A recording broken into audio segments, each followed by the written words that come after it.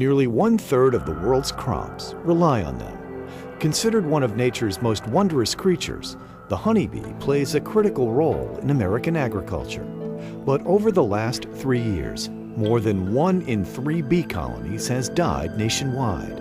Scientists are calling the phenomenon colony collapse disorder and are only beginning to understand the possible causes of this disturbing trend. United States agriculture is extremely dependent upon honeybees for pollination of many of the food crops. It's not only the wonderful fruits that we all love to eat, but we are also dependent upon pollination for many of our vegetables and the forage crops for our meat and dairy animals. At the end of 2006, one of the local beekeepers called many different researchers, including myself. His name is Dave Hackenberg, and he was the first beekeeper who has suffered or recognized that he had something unusual going on with colony collapse disorder. Colony collapse disorder is where we see what appear to be normally healthy colonies rapidly lose their adult bees within a very short period of time. What we find is that the colony cannot sustain itself and it dies. Could the honeybee decline be a harbinger of a pending environmental crisis, or could it be something as simple as a parasite epidemic? Researchers are determined to find answers to this troubling mystery. With the financial support of private industry, Penn State University's College of Agricultural Sciences and the Henry H. Laidlaw Jr. Honeybee Research Facility at the University of California, Davis have taken a leading role in investigating this alarming decline.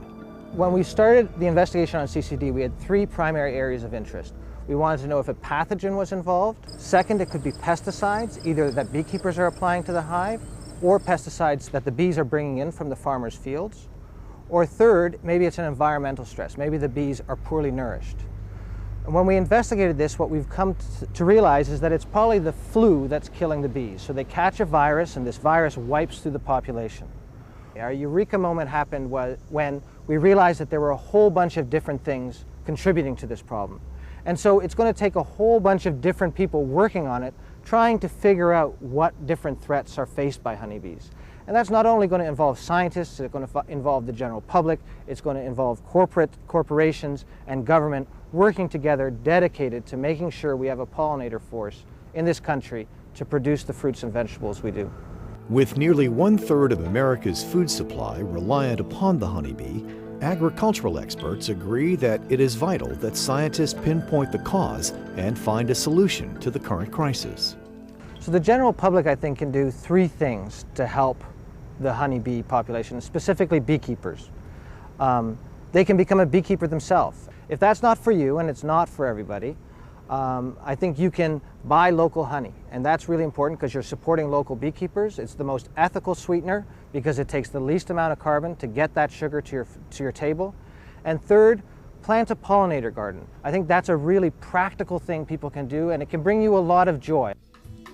It's the only national ice cream brand that is 100% natural and always has been. It's Haagen Daz ice cream, and since the 1960s, the name has been synonymous with all-natural super premium ice cream. Famous for blending all-natural ingredients from around the world to create the perfect combination of flavor and texture, the Haagen Daz brand doesn't work alone. Honeybee pollination is essential for ingredients in nearly 50% of the brand's super premium flavors. But honeybee populations are dwindling due to a phenomenon scientists are calling colony collapse disorder, and the Haagen Daz brand is leading the fight to help save America's littlest farmers.